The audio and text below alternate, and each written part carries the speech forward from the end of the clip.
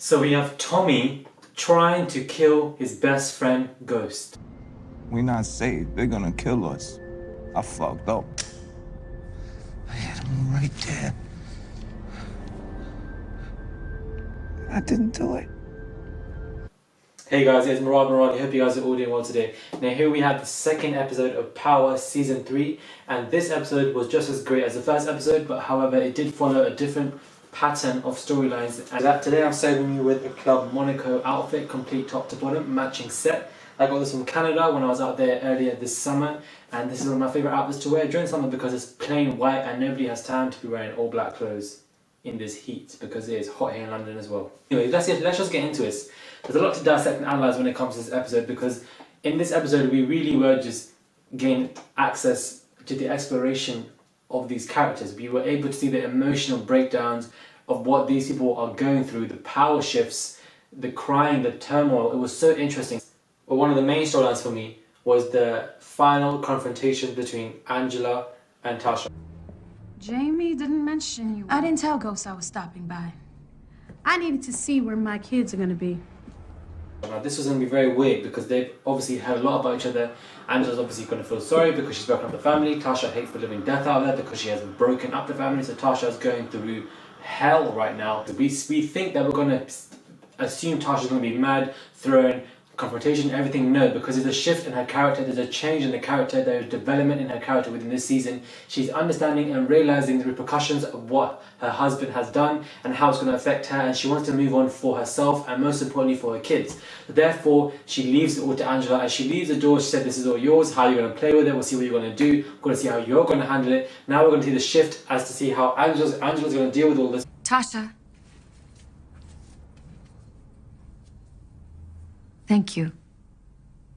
You wanted him, you wanted them, okay? Remember that. You better be sure you're ready for this.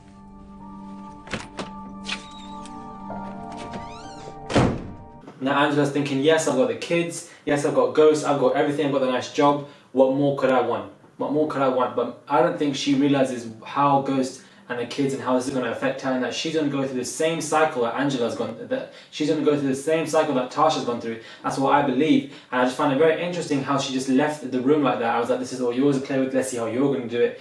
And we just see her at the end in the room and in her own house, and she hasn't got no husband, she's now got no kids because they've gone to Angela's. It's as if Angela has stolen everything. Angela comes across as a villain, however she's very nice, so you've got that small little juxtaposition between the two characters, but that in itself I feel like is very interesting. We have Holly. Now, I don't know what game this girl's playing, but she's playing a damn game. I know you can kill Ghost. And she's obviously very loyal to Tommy. Tommy's having his doubts here and there about everything. That's just how he is as a person. He's struggling with the whole drug game without Ghost. He's losing his confidence. The people in him are losing their confidence. So there's trouble going on there, and therefore that will directly affect Holly. But Holly doesn't know how to manage money. That is her main problem. She doesn't know how to manage herself. She knows what she wants to do, but there's a lack of direction in her character. Therefore, what does she do? She wants to use Tasha. She brings her into the house at the end, and she uses it because she knows that she is a valuable asset. What did you do, Haldi?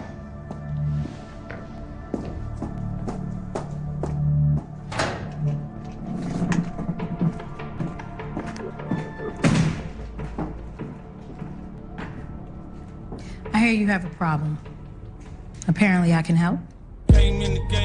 She can also be used as a catalyst to strengthen the relationship between Tommy and Holly, and that's what she wants and that's what she will get. So therefore Tasha has gone back to the game, but Tasha does not know that she's been used by Holly, which is why there's going to be a little problem here now. There could be a little conflict between these two that's going to erupt significantly. That's going to be very interesting to see how the relationship between Tasha and Holly and how that will develop in further developing storylines. But we have this whole storyline at the end. We have Ghost and Tommy. Now these two have been in contact again. Now I thought that when they were in contact at the beginning of the episode that they're going to start talking, they're going to be friends, blown over. Nope.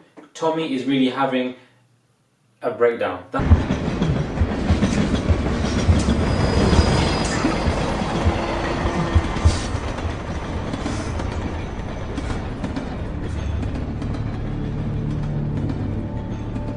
That's what he's going through. He's going through an emotional breakdown because he was not able to kill his best friend. Why can't he kill his best friend? Because he's still a good guy deep down. He still loves Ghost deep down. No matter what beef they have on the surface, deep down they're still very good, close brothers, friends, whatever you want to call it. He can't kill him. The fact they can't kill him shows that there's also development for these two to become friends again, which I feel like they will, because Lobos wanted him to kill him. He didn't do it. Now, Tommy's in trouble. Now, if Tommy's in trouble, who's he going to run to? Ghost. They're going to be friends again. They're going to go against Lobos. That's the only solution for this problematic triangle that has been formed. And he can't kill him, and he starts crying, he starts breaking down, and he's breaking down to Holly. And we just see the raw characteristics of this character and what he's going through. And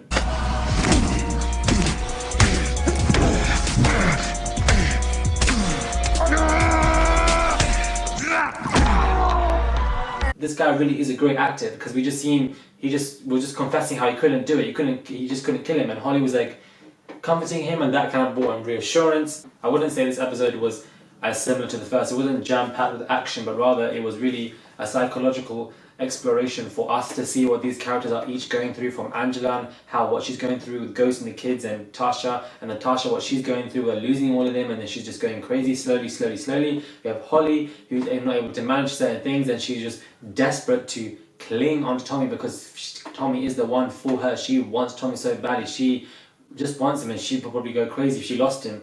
And then you have Tommy, who is going through his own deep, raw, emotional breakdown right in front of us. And we have Ghost, who is once again poised with several different choices to make, because now he's got an ultimatum to save himself or to save Angela, as that's what his attorney said, because Lobos is going to come after him, and that is going to be crazy. We're going to see where that's going to happen. It's going to be interesting. It's going to be very, very interesting. And then we have Ghost Assistant. I don't know his name. His name fell out of my head. We have Ghost Assistant. He's causing trouble because he can't be able to book certain people or sign certain contracts. And now when he goes back to his own friends, he wants to now apparently play Ghost. Or is he playing up to his friends? We can't read this guy. We don't know what this guy's doing. Look, I'm on your team, man. I'm mad too. Look, they right there. We can go fuck them bitch ass niggas up right now. It'll make me feel. So this guy might be a danger as well now. So there's so many different small minor characters that might just launch back into nowhere and cause catastrophic damage. But as I said, this episode was amazing because it really just slowed down the breakdown and the raw reality of these particular characters and what they are going through in their own little world. And it's amazing to see how they coincide with each other. That's what's going to happen. This episode was truly a great episode to watch. This is my smaller review. Murali_Murali, guys. Follow me on Instagram. I upload daily images related to men's fashion wear every single damn day. So hit me up on Instagram, guys. And check me out on my website, murad_murali.com. And my Snapchat as well, if you want to see what I get up to on a day-to-day basis, murad.m as well. But hit me up on those social media apps. Check out my website. And comment below, what are your thoughts? Did you guys like this episode or did you guys hate it? Because this was quite slowed down, I was saying, in comparison to the previous ones that we've seen. So I can understand if you're saying that you wouldn't enjoy it as much. But personally, for me, I did enjoy it. I feel like it was great to see the confrontations between characters that normally wouldn't confront each other, the reactions, how this is going to develop into something else, the minor characters. We got Lobos is a man who's deep into the police on, I don't know what his name is, but this guy who's Angela's boss, he's going into his own trouble as well. So there's so much going on that this guy can develop. So we're going to see how this is going to spiral out in the forthcoming episode. If you guys like this review, give it a thumbs up and comment below. If you guys don't, then tell me why so I can improve. But thank you very much, guys, for listening to my review video. Hope you guys enjoyed it. And I'll catch you guys soon.